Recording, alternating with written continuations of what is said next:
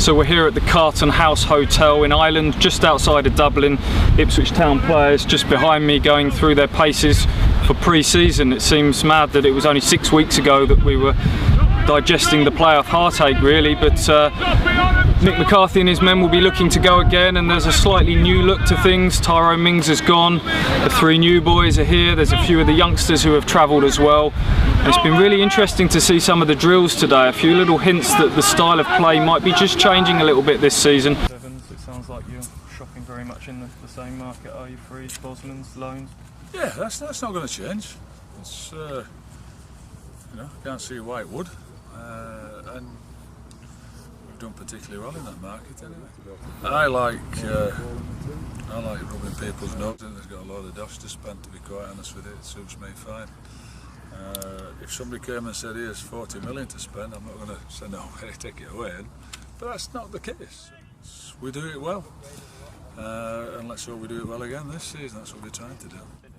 Two Champions League winning managers in the division now rather sort of outlines the task that's ahead. It's kind of the Championship as strong as it's been. Well, you might find that if I manage a team in the Champions League, that the Champions League team, I might do all right. They might find it a bit of a shock.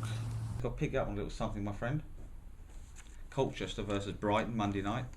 East Anglian Daily Times. Prediction from Mr. Watson. Quote, if Colchester keep a clean sheet, then they win the match.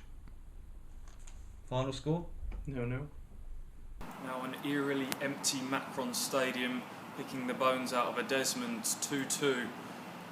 Ipswich were 2-0 up, should have got the job done at rock bottom Bolton tonight. That said, Bolton played really well. Draw was the least they deserved. And as you can imagine, Mick McCarthy was a very relieved man, sat in this chair not so long ago. Finally back to winning ways, and a really polished performance as well, you have to say. Brilliant at the back again, second successive clean sheet, but just as importantly, much better going forward. Murphy, Pittman, Sears, all linked up really well, and I think tonight could be a night that we look back on as a really pivotal moment in Ipswich Town's season. Wolves 0, Ipswich Town 0. Better, I know that's not saying a great deal, but a vast improvement on some of the really dire performances we've seen from Ipswich in recent weeks and months. They were the better team here today. They've had 3 or 4 really good chances, brilliant save off of Brett Pittman's diving header, a couple cleared off the line, Feeney hit the post as well. But for all Ipswich's dominance against a pretty listless Wolves team, I have to say, the crowd here were moaning and groaning, chants of boring, so feels like a missed opportunity. Wolves were here for the taking today and Ipswich didn't manage to do it. For all their possession, they played better, as I say, but never really got the sense they were knocking the door down. And for all of the hard work that we see from Ipswich, never for want of trying, just maybe that little bit of quality's lacking still, and I think that's probably what's going to prove their undoing when it comes to the top 6. I said in a comment piece a few weeks ago, death by 1,000 cuts, it feels like that.